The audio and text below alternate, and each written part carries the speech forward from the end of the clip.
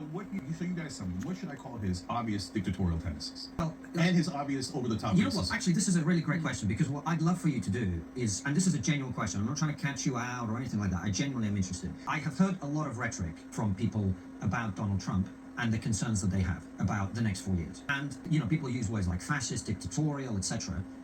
What do you fear over the next 4 years he's going to do that makes... Right. I'm not fans of the trigonometry guys, but he did a good job in trying to keep him on point, because he's bouncing around. Well, I don't know what's gonna. So he's like, okay, well, tell us what your fear. Like, he's trying to get to the bottom of why Cenk is saying that Trump is fascist, right? So him talking about, I don't know for sure. I mean, fine, but give us some more material in terms of where your head is at. Now, I know if I was asked that question, I would go right into some fascist type things that I fear he might do.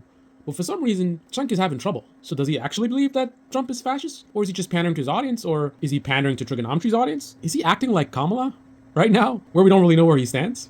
But the worst case scenario is... So surely now we're going to hear the fascist stuff, the dictatorial stuff, right? This is the founder of TYT, the Young Turks. They've been talking about how Trump is fascist for a while, using terms like Nazi for a while. Yet here he's being challenged on why he's saying that, and he's beating around the bush. Now he says, worst case scenario. So certainly the next thing that comes out of his mouth is going to be something crazy from a fascist standpoint. He's frazzled and feels challenged, and he falls back on what he always does, which is just protect his ego. And so he starts pilfering. How is any of this even remotely fascist? Protect his ego, and he starts pilfering? What? Bringing that very much in his... Remember, this is worst case scenario, right? Remember, these are the guys who tell us we're not gonna have another election. And yet, when asked to come up with worst case scenario, he's gone considerably away from the kind of stuff he's been saying and getting more into like, well, you know, pilfering. What?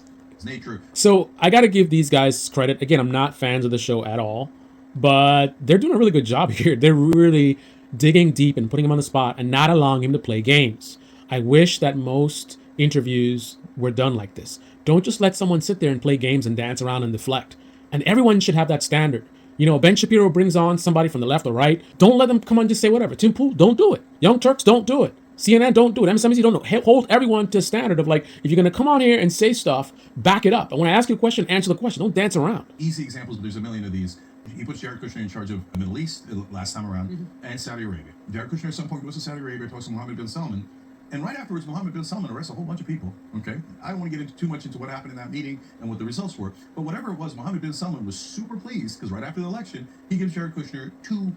Where is the dictator part? Where's the worst case scenario part? This is the end of democracy is corrupt deals with foreign countries regarding money? What? $1 billion to manage. Don't get me wrong, this stuff is bad. It's corrupt. It shouldn't be happening. And if it does happen, you know, whoever did it should be held accountable. But again, the conversation is about the fascist rhetoric, and he's struggling. Why? But that gets 2 and 20 on that. So if you know private equity... They're going to push him again. Watch. Dollars. So if Hunter Biden got a $2 billion deal from the Saudis after Joe Biden left office, I was like, Hunter Biden's not a Ukrainian gas expert. That's nuts. Okay. And that was $5 million. So your fear number one is that his family will benefit financially from his president, and him will benefit financially. And his donors, most of all his donors. What else? Okay, so that's, but to be fair to Trump, like part of the reason the establishment hates... Think about how he has been aggressive in his rhetoric about Trump being a fascist and the end of democracy and our last election. And here he has a chance to make his case to another audience, right? To you know, let other people know how dangerous Trump is. And all we've got so far is a Saudi deal, and they have to keep pushing him. Why? Trump is such a threat, right? And I believe he is, which is why if I were on this interview, I would be explaining exactly why I feel that way. But why is this guy who's been pushing that message so much, why is it so hard for him to really get something that would let people be like, oh goodness, we can't let this guy be in office again? I mean, doing a deal with the Saudis, I mean, that sounds like, I hate to say it, but like a normal president might do something like that. I mean, how big the deal is or whatever. I mean, it just sounds like normal Washington corruption. It does not match with the rhetoric that the Young Turks have been putting towards Trump. Whereas they're just largely systemically Look, corrupt, I'm accepting right? all this for the sake of argument without challenging, because I just want you to get to like the real fascism that he's going to do. Right. That you want. So the reason I'm saying that is because since most of the politicians are systemically corrupt anyway, that's not the fascism. That's my point. Yeah. So he just admitted basically that he's deflecting, right? Because he just said there right away, he's like, listen, that's not fascism. So you're asked to prove your case for why it's appropriate to call Trump a fascist. And I think it is appropriate to call Trump a fascist. And you say a bunch of stuff that you now openly admit without pushing, nobody pushing it. He volunteered this, responded, well, you know, that's not fascism. So then why are we talking about it? In a conversation where someone's trying to like let me know why you think he's fascist. Why are you saying things that you yourself say are not fascist? Why are you wasting time talking about stuff that's not fascist when you've told people how dangerous Trump is and it's such a serious issue? So how could you afford to just be wasting time flopping around and talking about this deal with this stuff? Like, what? Get to the point. So, okay, so this is, I'm going to do court hold on documentary. So some people might say, yeah, good, rip them out of their homes, 13, 15 million people, whatever it is. They're running a diner, they're beloved in their neighborhood, they married an American citizen, whatever they did, I don't care. And kids are American citizens. Rip them away from their babies and send them the goddamn back home. Now, that's a debatable point as to whether that's fascism. My guess is that once if he starts doing it. So he finally does something. He finally come up with something that at least is an attempt. At least it's an attempt to show potential fascist behavior that Trump might do. And even he isn't sure that this is fascism. He says it's debatable whether that's fascism or not. So you're openly and comfortably calling a guy fascist. And the best thing you can come up with after they begged and pushed is something that you yourself say is debatably fascism. So this guy is a fascist, but I can't come up with one actual definitive fascist thing that he might do. Because again, he's being asked to speculate about a worst case scenario, what really bad thing that might happen. So he could say anything. Round up all the Democrats and lock them up in jail. He could say anything. And the only thing he could come up with in that scenario is something that he says, well, it's debatable whether it's fascist or not. I mean, I'm going to leave it to you guys to tell me why it is that he's struggling with this. And I'm also going to leave you with, if I were asked this question, I mean, there's so much stuff about Trump, so you kind of get overwhelmed and not being prepared for that question.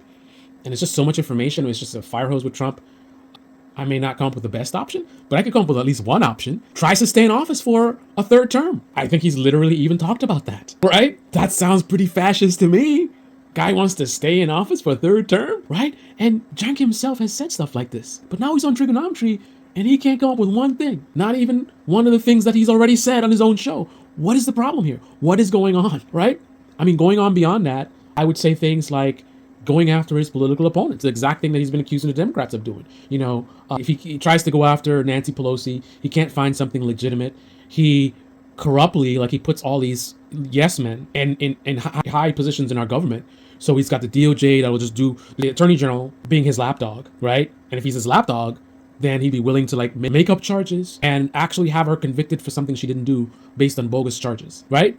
That's something I wouldn't be surprised if he did. And that is something that is, would be one of the reasons why I would call him a fascist, because he behaves like a person that would do something as fascist as that, right? You notice everything that I go straight to fascist types of things that he might do. And the things I'm pointing out are things that he's either said he might do, or he's discussed, or he's done enough things that would make it feasible that he might do the thing that I'm mentioning, right? But for some reason, I don't know.